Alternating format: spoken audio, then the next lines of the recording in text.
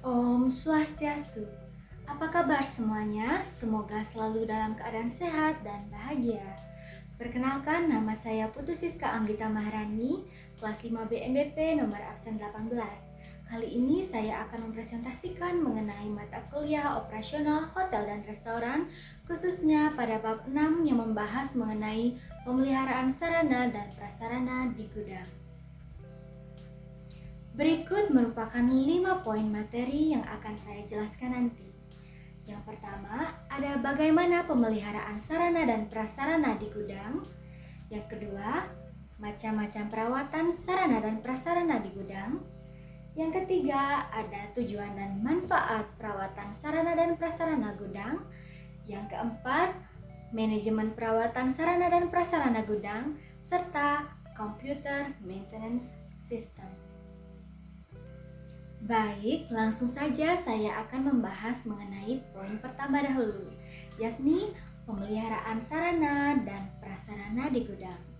Pemeliharaan adalah kegiatan terus-menerus untuk mengusahakan agar barang atau bahan di gudang tetap dalam keadaan baik atau siap untuk dipakai. Pemeliharaan sarana dan prasarana gudang dapat dilakukan dengan berbagai cara, antara lain yang pertama ada pemeliharaan berdasarkan waktu. Pemeliharaan berdasarkan waktu dapat dibagi lagi menjadi dua cara, yakni yang pertama, pemeliharaan sehari-hari. Pemeliharaan sehari-hari adalah pemeliharaan sarana dan prasarana yang dilakukan setiap hari.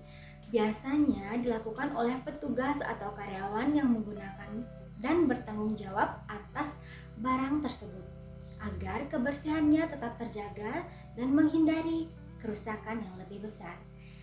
Yang kedua, ada pemeliharaan berkala.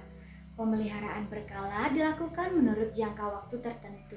Misalnya seminggu sekali, 2 minggu sekali, sebulan sekali, ataupun 2 bulan sekali.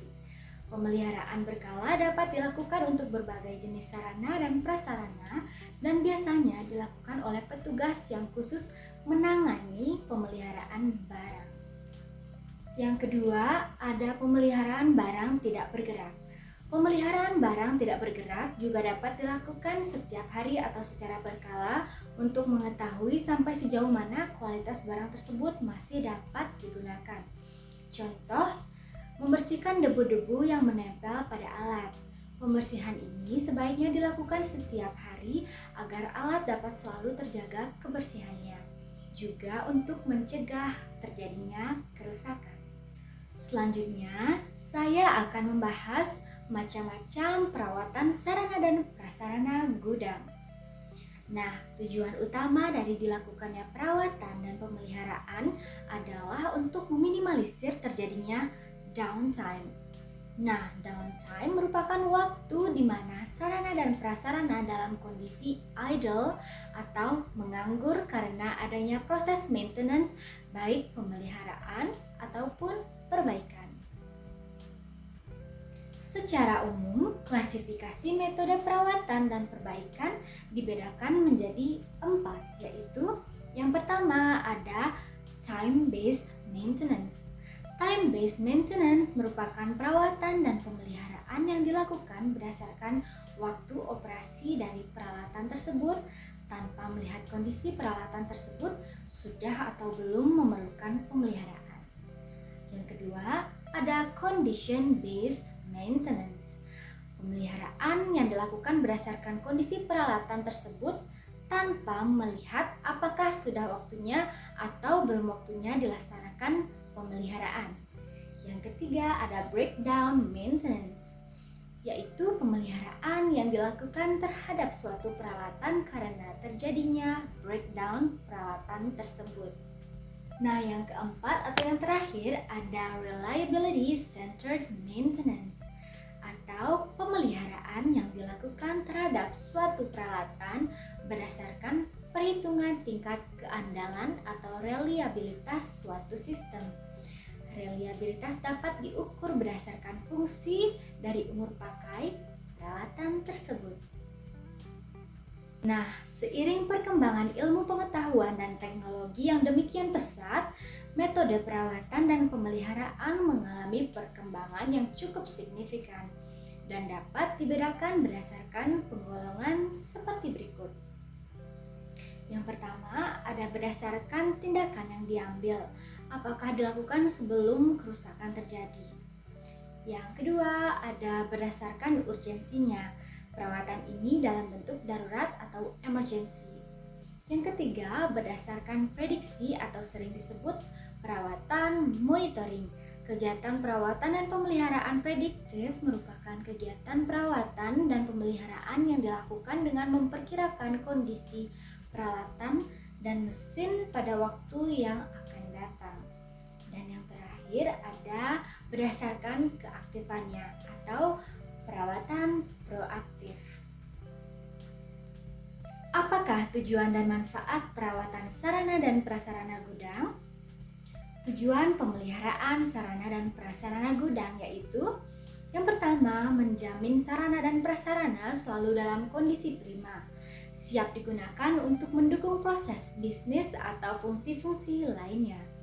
Yang kedua, memperpanjang umur pemakaian sarana dan prasarana atau peralatan yang digunakan. Yang ketiga, menjamin kelancaran kegiatan organisasi.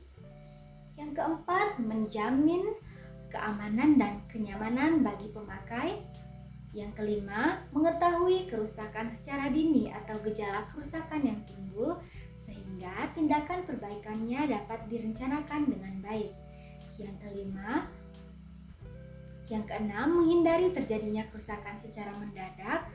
Yang ketujuh, menghindari terjadinya kerusakan fatal yang mengakibatkan waktu perbaikan yang lama dan biaya perbaikan yang besar. Yang kedelapan, meningkatkan image organisasi. Yang kedelapan, untuk meningkatkan image organisasi. Yang kesembilan, meningkatkan budaya organisasi untuk mengembangkan sistem manajemen perawatan dan pemeliharaan dengan baik sehingga mempunyai dampak pada peningkatan efektivitas dan efisiensi kerja.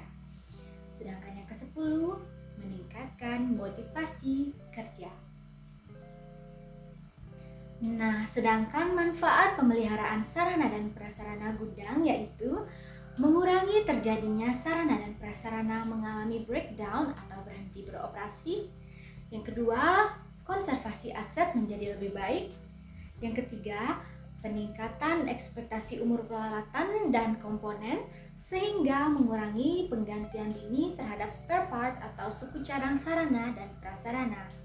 Yang keempat, mengurangi biaya perawatan dan pemeliharaan.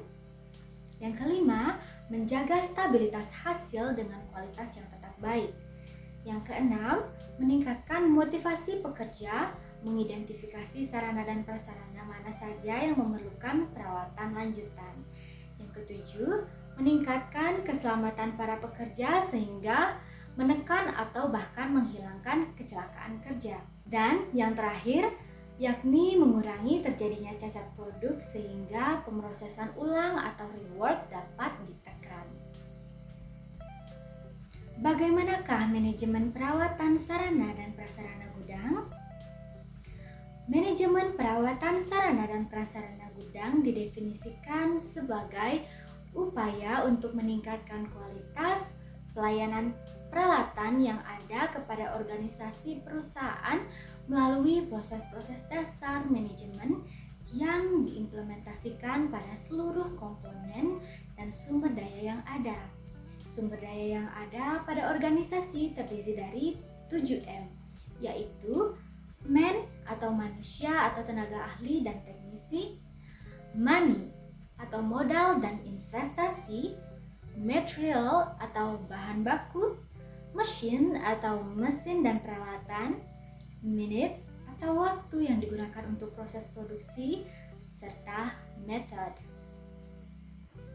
Nah, sumber daya yang ada tersebut secara teratur dapat dimanage melalui proses-proses dasar manajemen, yakni perencanaan atau planning, pengorganisasian atau organizing, pengarahan atau actuating, serta pemberdayaan dan pengawasan atau controlling.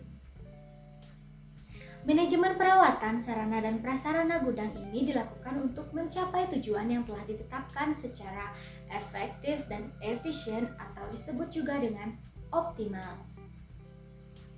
Bahasan yang terakhir adalah mengenai bagaimana Computer Maintenance Management System.